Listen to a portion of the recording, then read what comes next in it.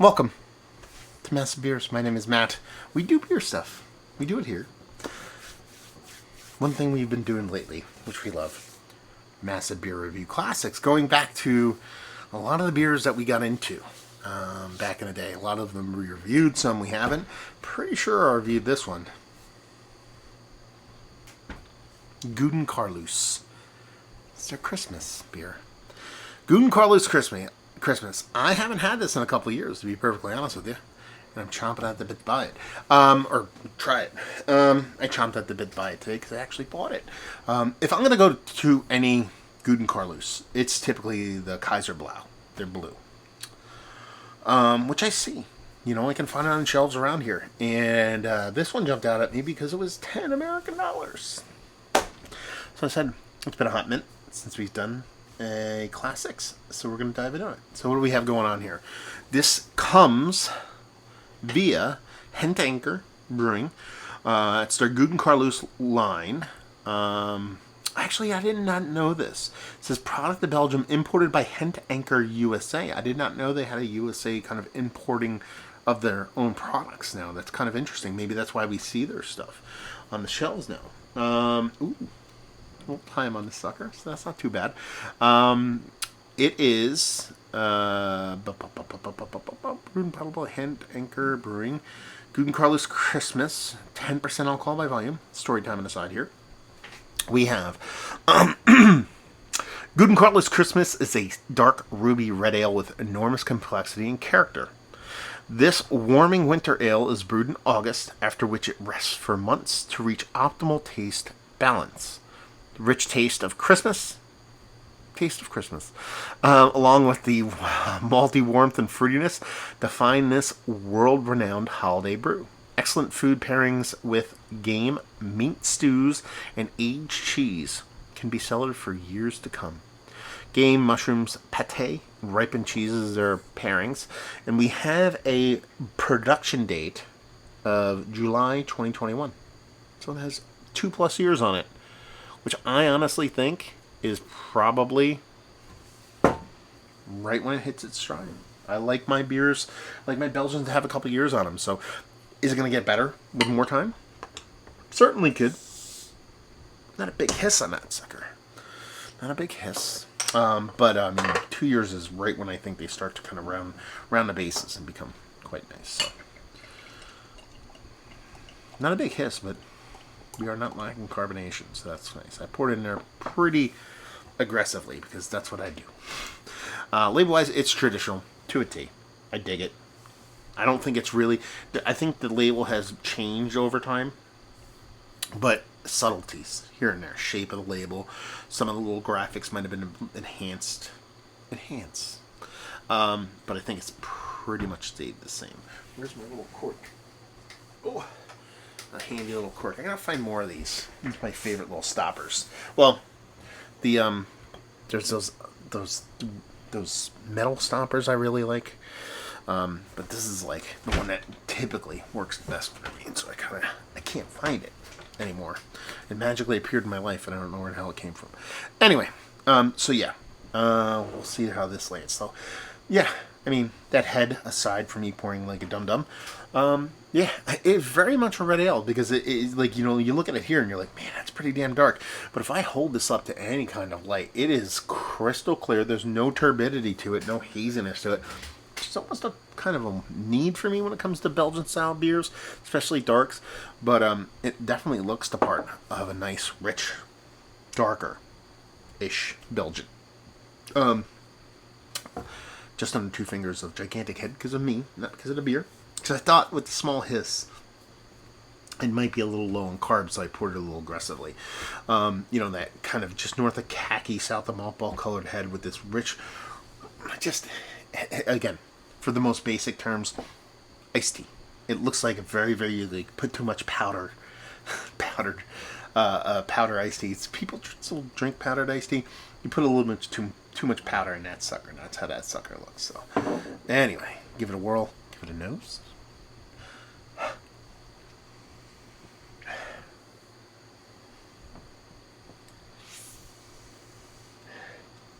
It smells like, tastes like Christmas, smells like Christmas to me. Belgian darks, ales in general, very much tied to the holiday season for me. You know, as someone who's very much not religious in any form or fashion, I do find the holiday season fantastic. I love it. You know, now having a 2.5-year-old, I think it's grown a little bit more kind of fantastical. But you know, the gathering of family for Thanksgiving into Christmas and the whole snow and gifts, and you know, I dig that. I dig that. I understand it comes from, you know, where it comes from, but for me, I dig it, and it's very much been intertwined with Belgian beer for a very, very long time, probably going on 20 plus years now.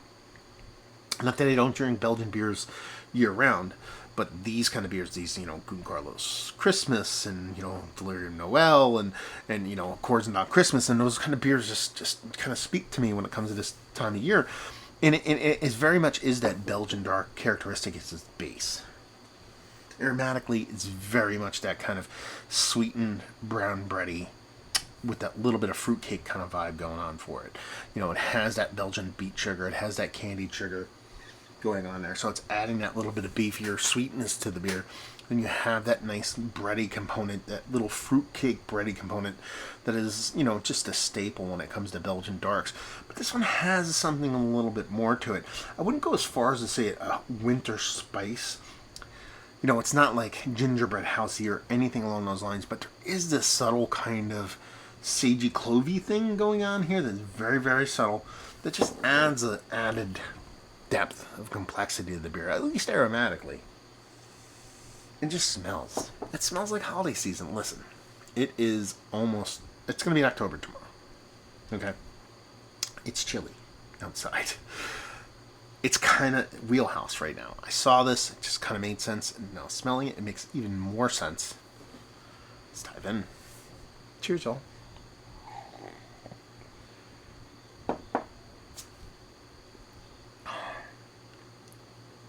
So fucking good. It's so good. God damn, Belgian beer is so good. Oh man. And the funny part is it's oxidized. There's an oxidative part of this beer. It is absolutely 100% there, but I think it almost adds like a little bit of something extra to it.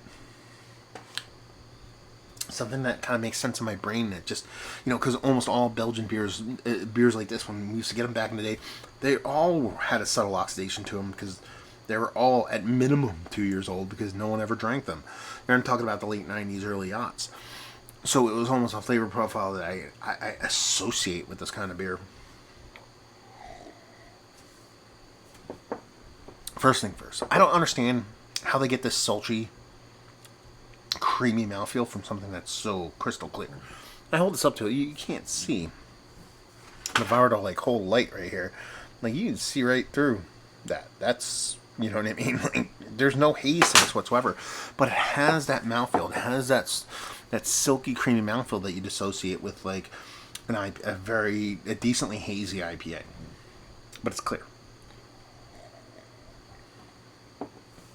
The added sweetness here, and this is where I think Belgian beers really do kind of take the cake when it comes to an additional sweetness. You know, a lot of these New England style IPAs, double IPAs, stuff like that, there's a residual sweetness to them, an under attenuated sweetness to them. Like the beer was supposed to be gobbled, yeast was supposed to gobble up all the sweetness, poop out the delicious alcohol. But they purposely make sure it finishes before it eats all the sugar. That way they have a big bold sweetness to it. To me, there's a big difference between that and added beet sugar sweetness, added Belgian candied sugar sweetness. And that's where the sweetness kind of differs. It has a softness to it a little bit. It's not confectionery, but it's not hard candy. And it just works so well in these higher ABV kind of malt forward beers. And the way that sweetness works with the way this comes off as a bready / fruitcake kind of vibe to it, and it sings to my soul, man. It absolutely sings to my soul.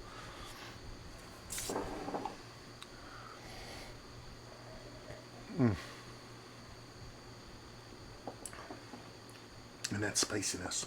It's so subtle. It's so subtle. It's like I said, it's very, very, very savory spice. You know, it's not cinnamon. It's not, you know, it's not what you'd associate with Christmas wintry desserts, ginger and cinnamon and those kind of things. It very much comes off to me like a cooking spice. Again, very poultry spicy. Sage, rosemary, thyme. Those kind of things, but in such a subtle dose. Man, this is good. Man, this is really good. Maybe even like a touch of anise in there. Just a touch. A touch to add something to it. And I think that's inherent with a lot of Gouden Carolus darks. I think they do come off a bit more anisey for me. I know people are like, I don't know what you're talking about, especially with the Kaiser Blue, but there's always this touch of anise in these beers. I hate licorice, but anise I really dig.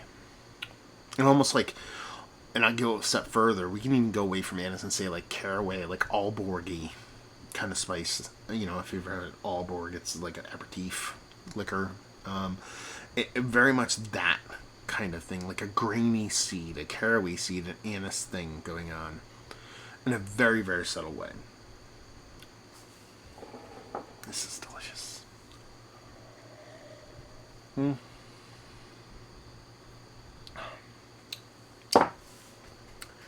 10 American, well, 11 American dollars. It was $10.99. These, and that's the you know, man, so goddamn good. $7.50 bottles at that price point just do it for me. You know, whether it be La Trappes, you know, any of these really not hyper known, because I don't think, you know, La Trappe is known, but, you know, people think of Chimay, you know, stuff like that. You know, or Gouden Carolus is much more obscure for a lot of people. Finding this kind of beer here, it got bottled over there, got put in the 750, got moved over here, went on a shelf in the United States for that price point. I just think it's bizarre because it opens up the possibility for a bunch of different things. One, having delicious beer, that's a great angle, but it's also just such a sharing beer. So one thing that maybe I'm a little bit bummed about is that I'm not sitting around with other people enjoying this beer, because, you know, drinking a hazy, doing these reviews, okay, you know, Pilsner hazy, all that fun, I'm like, yeah, let's talk about it fun, let's talk about this on camera, it's great, blah blah blah, done, move on. This is like, I want to share this with people, and you know, the 750 kind of exudes that kind of mindset, but it's just, you know, this is the thing where I just want to not necessarily talk about the ins and outs and the multiple levels and what the complexity of how the beer is. I want to talk about it. I'm doing it right now, but I just want to gush about it a little bit. You like listen to a song, you know, put on an album, and there's like, you can talk to somebody about the words are hard.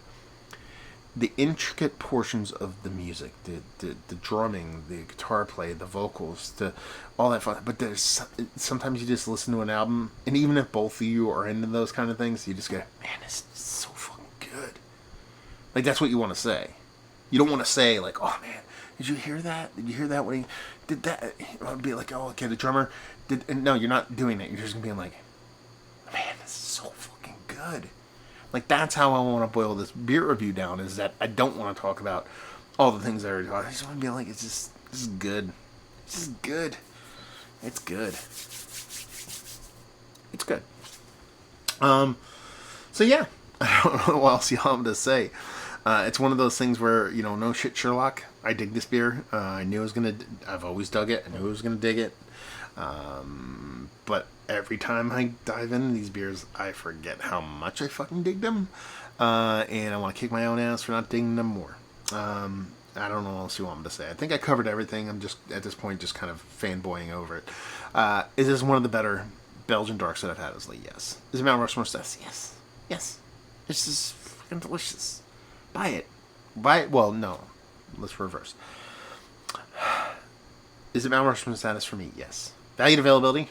$11 American dollars. Insane. Off a shelf. And leave you with, if you like what we like this. If you like Belgian darks. If you like winter beers. If you like...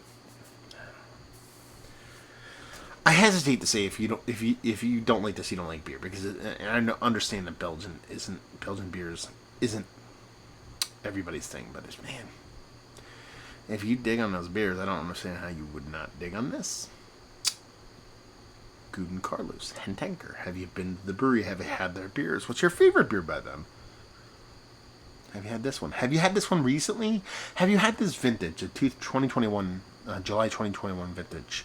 Curious to see what you think of this, because